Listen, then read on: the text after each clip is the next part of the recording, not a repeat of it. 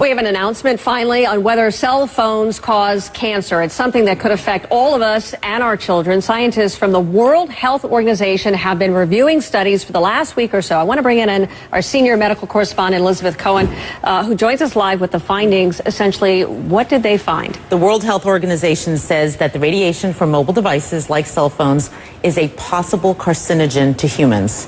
This is a very big deal because you and I have done segments about this before. Sure. It has gone back and forth. And this is really the first time that a large group, and it doesn't get any more sort of prestigious in many ways than the WHO, to say that it's a possible carcinogen. It puts it in the company of several other kinds of things. And so I want to tell you what it is, and I think that might give people an idea of what we're talking about. It puts it in the company of things like lead is also a possible carcinogen, according to the WHO, as well as engine exhaust and chloroform.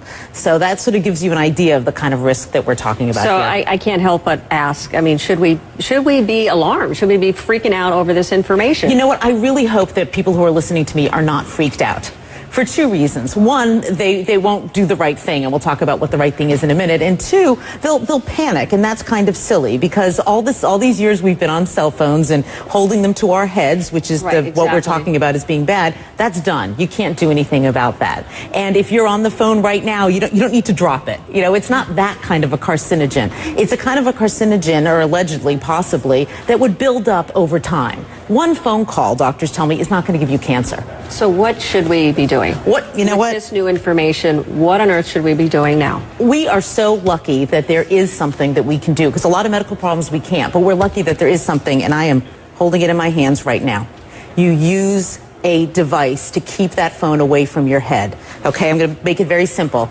This is what experts that I talk to don't want you to do. This radiation is very close to your head. The minute that you put one of these in, you can hold the phone at a distance. At this distance, that radiation is dissipating.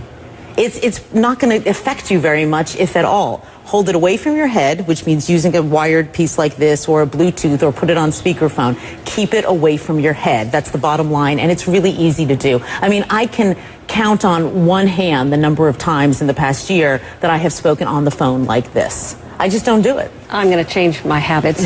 Do you have any idea, or did who say anything about whether or not it can be on your body, on your person, in a pocket, in a holster, or anything like that? Did they weigh in at all? WHO really focused on gliomas, which are brain tumors, because that's what a lot of the studies have been on. But Suzanne, I've certainly spoken to experts who say that they themselves do not carry it on their bodies, that they figure why take that risk if there is a risk, and so they will carry their phones in their purses or in a briefcase. You know, they'll try to keep it a bit of a distance away from their bodies, but the jury is still out on that. And what do you think cell phone companies are going to do? How do they respond to this? Is there a way that they can manufacture a safer phone, or? Right, we're seeking a response from the CTIA, which is the industry group, and I think what could happen is that people like the FCC, or other groups like that in other countries might say, this is important what the WHO is saying, and so maybe we ought to tell cell phone companies to make phones with lower radiation. You know, that's a possibility. They may say, tell cell phone companies, go back to the drawing board, come up with a phone that emits less radiation.